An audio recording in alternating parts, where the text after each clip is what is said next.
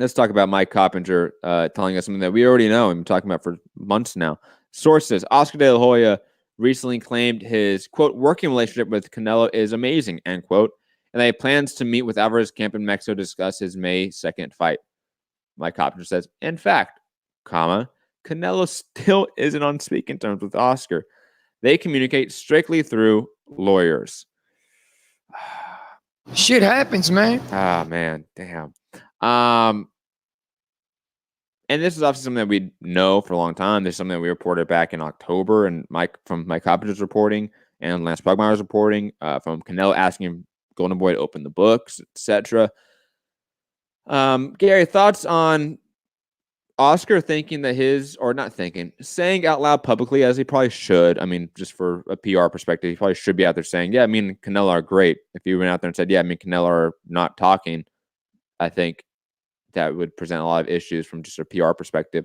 But Oscar out there saying, everything's fine, everything's great. And the reporting being, no, these guys are not talking to each other at all and only talking through lawyers. Gary, thoughts? This is... You're right. Like, he's got to say, what he's going to say is awful. Like, he doesn't talk to me. But this is like... Quickly on that, there's a political way to go about saying, hey, me and Canelo are having issues right now, but we're working through that. But it's Oscar. There's no way he can, eloquate that to any sort of degree. Like, he can't articulate that. No. Like, it's Oscar. This is like when you score a girl who's so far over your head and you know she's going to break up with you, so you just avoid her so she can't break up with you. That's what he's doing here. If I don't talk to her, she can't break up with me. So I'm just going to send my lawyers to go talk to him because he can't break up with me if I don't see him.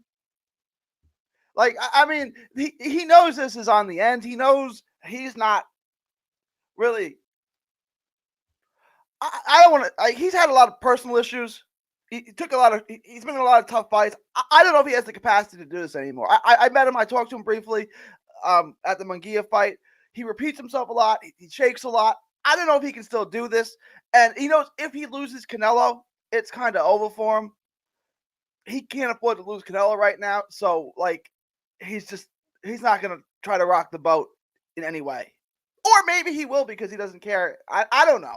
But it seems like he's just trying to avoid the inevitable for as long as possible. He needs help. He needs a lot of help, man. Like, I know, like, we kind of like joke and like laugh at times about Oscar, and like I get like sometimes it is humorous, but on a truly human level, like, I feel bad for the guy. Like, clearly the guy is not well. There was a guy in my life, sort of dad's friend, uncle figure, so to speak, right? And he had a lot of substance issues. He had a traumatic head injury as well, and he kind of went off the deep end and kind of just, went missing, so to speak. We never heard from him again. I get a lot of those vibes from Oscar, where it's like, man, if he wasn't a millionaire, there's probably an entourage around him of assistants making sure he's alive and doing things right, he would be off in the wind, in my opinion. Like, I really am concerned about his mental health, his overall health, physically speaking, from just substance abuse. Like, I worry about him. I'll be honest. Like, the guy is clearly unwell, let alone the boxing issues and the issues with him and Canelo, with which I can't even begin to like try to theorize like how can Oscar amend this issue and get him and Canelo on a speaking basis again, and how can Golden Boy right the ship, because clearly it's hit the iceberg. It is sinking. It has been broken in two now, and it's just slowly falling to its death in the ocean abyss. That's what we're seeing right now with Golden Boy, and it's largely due to Oscar's own health. And again, that is truly tragic. And I only hope the best for him. And I only hope he gets help. Like, the fact that someone hasn't stepped in and said, dude, you need help. And maybe they have. And he's either been like pushed them away or whatever. Like, that does happen. But he needs help.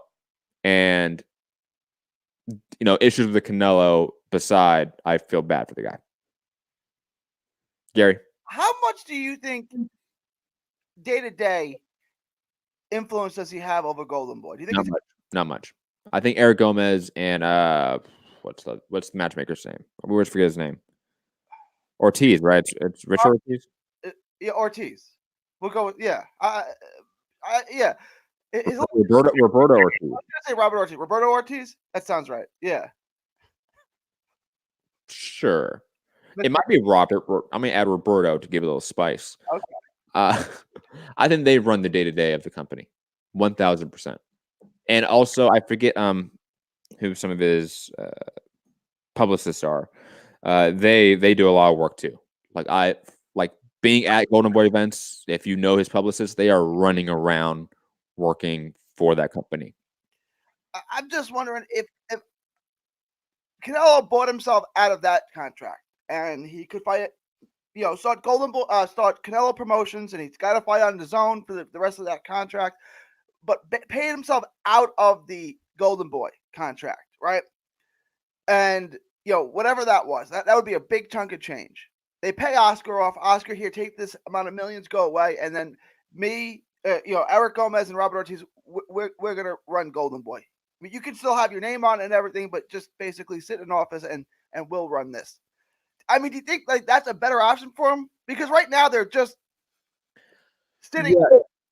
No, absolutely, Gary. I think it is a better option. On top of it, I will add what I would like to see. What if I am, playing God here? What I would like to see in boxing in this situation, instead of Canelo buy out his contract and make his own promotional company, why not with some investors buy Golden Boy? Why? If I'm Canelo, look, you got the brand awareness, you got, I think, the power in the sport now, where if you, let's say, approached the zone and said, behind Oscar's back even, and said, let's have a hostile takeover of Golden Boy, you don't think the zone would back Canelo 110%? Do you not think even like people like Eric Gomez and Robert Ortiz would be like, yeah, sure, yes, I want to do that. I will go with you, Canelo. Sorry, Oscar. If I'm Canelo, I'm planning that move.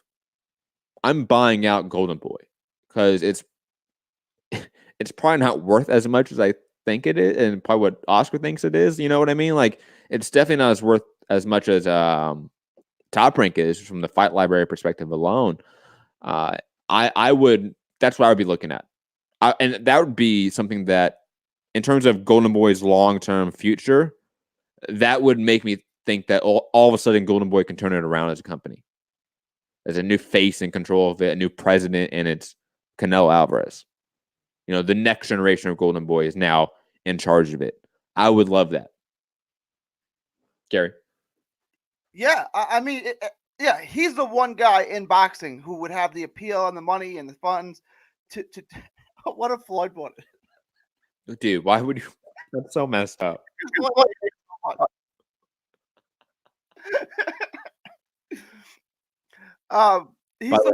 Quickly, Floyd would do that from a petty perspective. Just saying. That's what I was thinking. Yeah, no. If that's something Canelo wanted to do, that would be great for Golden. It would give it new energy, a new face. Let's do that. I'm all for that. Yes, let's do that. Canelo have any interest in that though?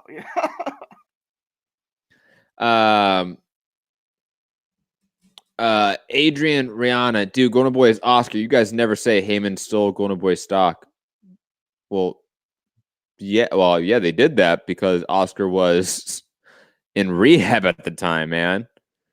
Like, people forget this, that like when the Richard Schaefer and all that situation happened, Oscar was in the middle of going in and out of rehab, wasn't even showing up to Mayweather Canelo press events. Didn't even show up to the fight, I want to say, right? Yeah. I think he was in rehab at the time, actually. If a bunch of those fighters got out of their contract, yeah, I mean, I'm not gonna sit here and like feel bad for Oscar on that aspect and say like, how dare PBC do that? Like, the company wasn't being run by anyone at the time. fuck, go to somebody that's going to run a company. And at that time, it became PBC, Al Heyman, Richard Schaefer to some degree. I have no issue with that. And maybe that's controversial, but like, what else were those fighters going to do? And also, how did Eric Gomez and people around Oscar not figure out that was happening?